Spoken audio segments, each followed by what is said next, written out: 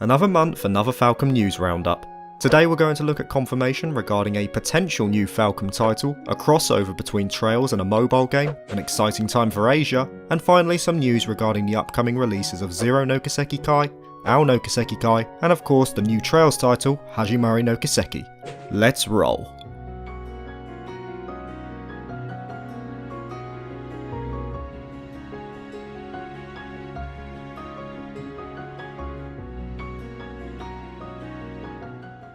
Good times for Asia, kicking the teeth for others. The Taiwanese publisher Cloud Leopard Entertainment is currently working in close partnership with Falcom to release a slew of titles to the Asian market. This includes the likes of the PS4 remaster of Memories of Salsetta as well as the remasters of Ao and Zero.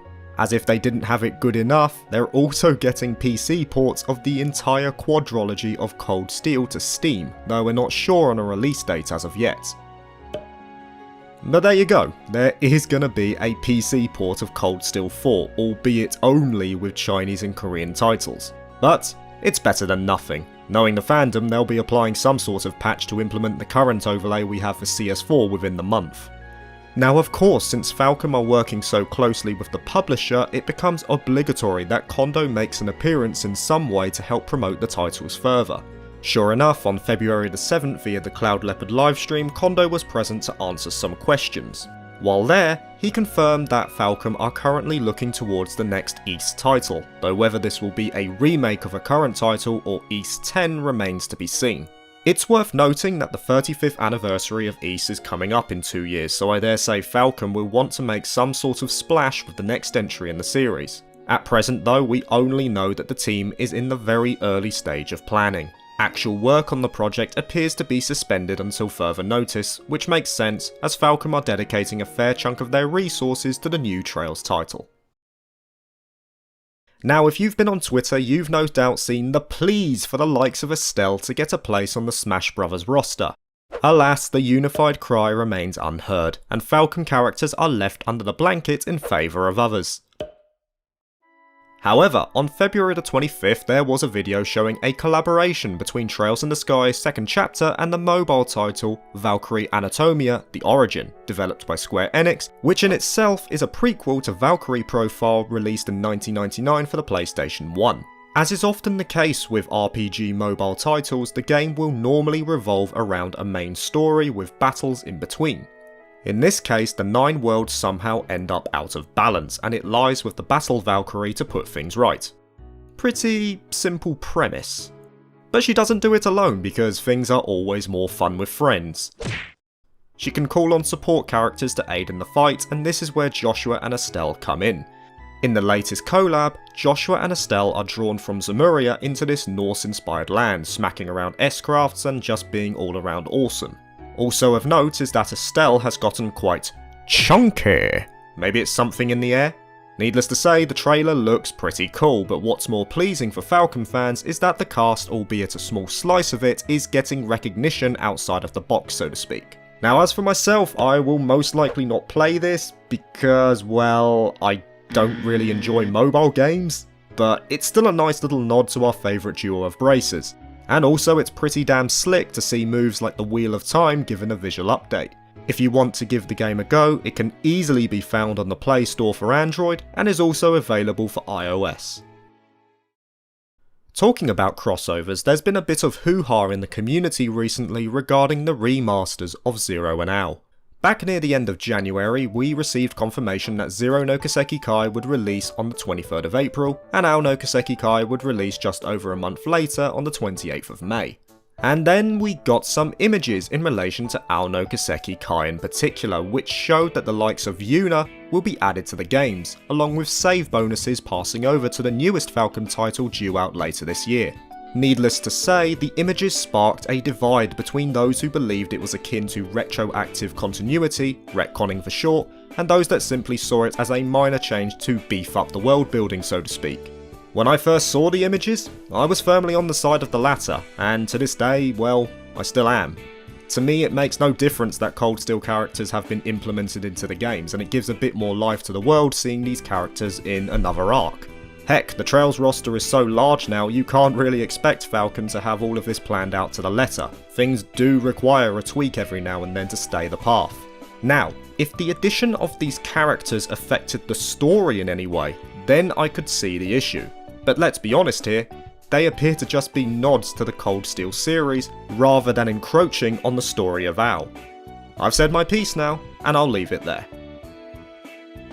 Now of course these games are releasing in Asia, Japan of course getting the initial release, which will be followed by Korean and Chinese releases courtesy of Cloud Leopard. But all is not lost for the Western fandom. In my last video we touched on the translation project of Zero no Kiseki, spearheaded by the Geofront team. A couple of months prior we were told we were very close to a release, and sure enough, as of yesterday in fact, Zerka, a member of the team, tweeted that the issues counter that was shown on the site is now down to the single digits. It won't be long now for those itching for a bit of Crossbell to get a taste at last. Oh, hold on a second.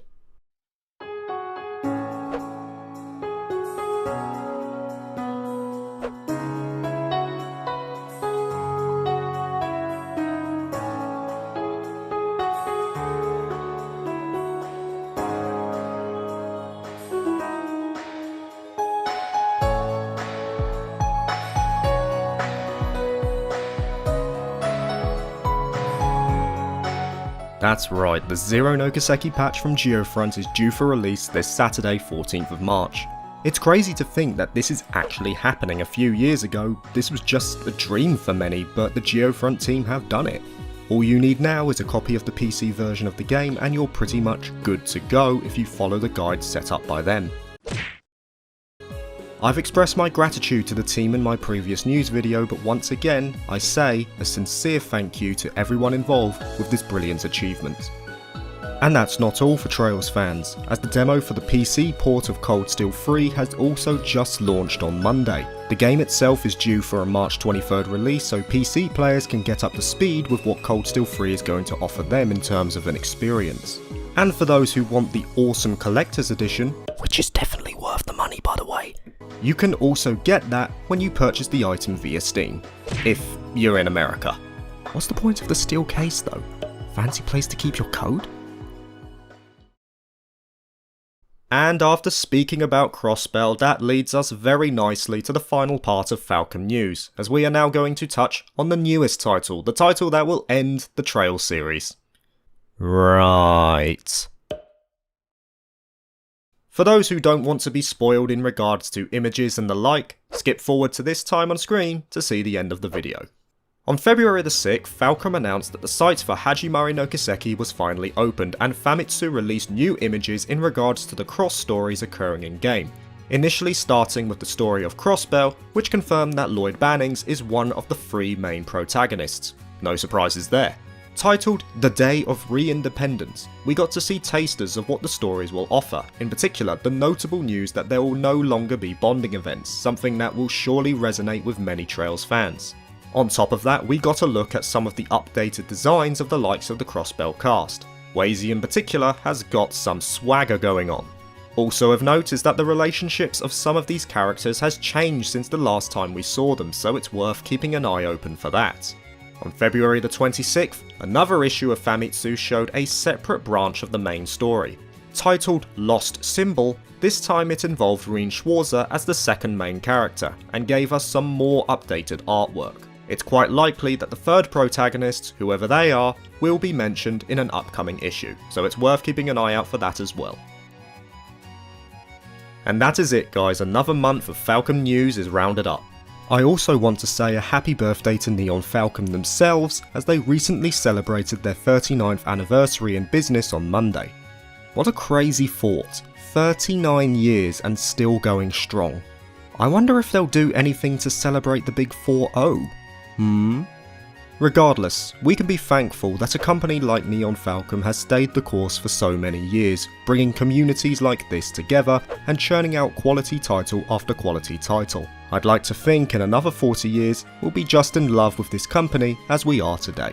With that, I wish you guys a happy weekend, and I'll see you next time for a review on a game that is quickly becoming one of my favourites.